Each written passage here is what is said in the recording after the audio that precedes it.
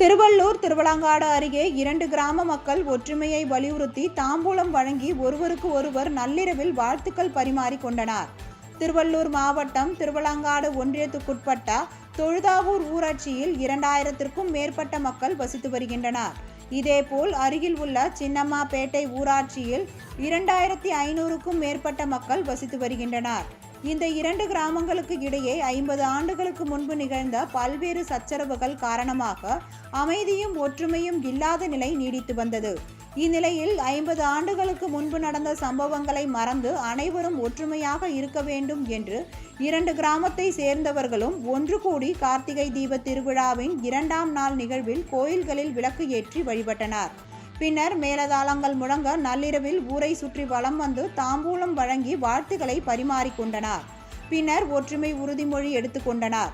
இந்நிகழ்வில் தொழுதாவூர் ஊராட்சி தலைவர் டி அருண்முருகன், சின்னம்மாபேட்டை ஊராட்சி தலைவர் சரண்யா நாகராஜ் ஆகியோர் கலந்து கொண்டனர்.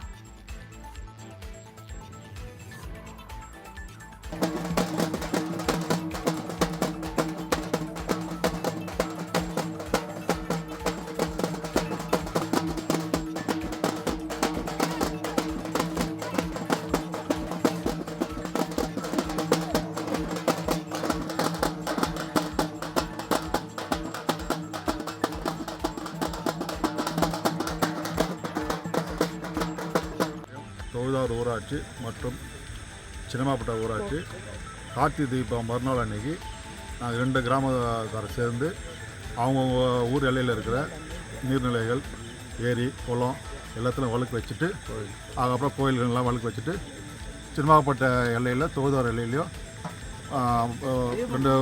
ரெண்டு ஊர் கிராம பொதுமக்களும் ஒன்று சேர்ந்து ஊராட்சி மன்ற தலைவர் முன்னிலையில் 2 பேரும் நாங்கள் ஒன்றா இது பண்ணி